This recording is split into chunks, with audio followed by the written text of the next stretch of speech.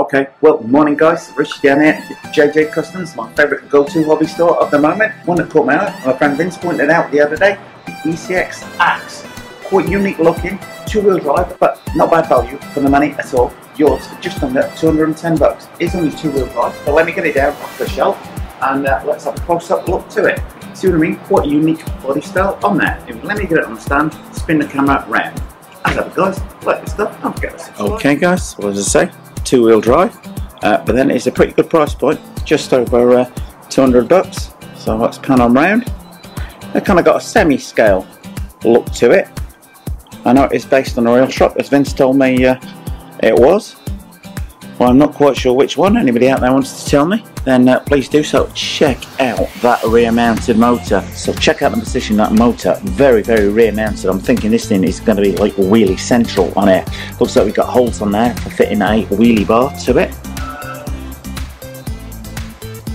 Check out the tire tread, very similar to the Axial SMT10 tire treads, to be honest.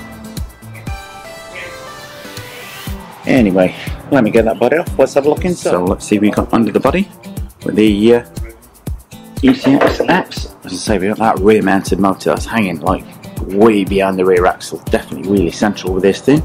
Plastic drive shafts on it. As I say, it is just $209.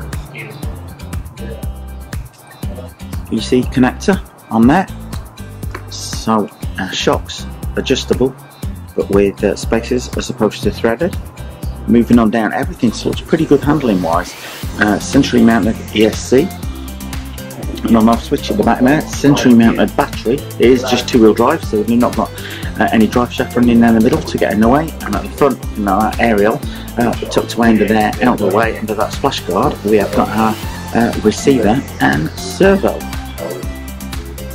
So fairly basic, but looks to do the job to my mind. It's, while it's made of plastic, it doesn't feel too plasticky, if you know what I mean guys. These feel like quality plastics as opposed to cheap plastics. Anyway, let's have a look down the underside. Ooh, wasn't expecting that guys. Check out that sort of skid plate down the bottom there. That is not a bad idea at all. I'm thinking that will actually aid the handling of this thing, particularly that rear one. If you hit a bump, that's just going to kick the rear of the car up in the air rather than digging in or smacking the back end of the car on there. So, quick suspension test. Okay, testing that front suspension. Just that front wheel, we're going to have good trouble on here, I can tell you now.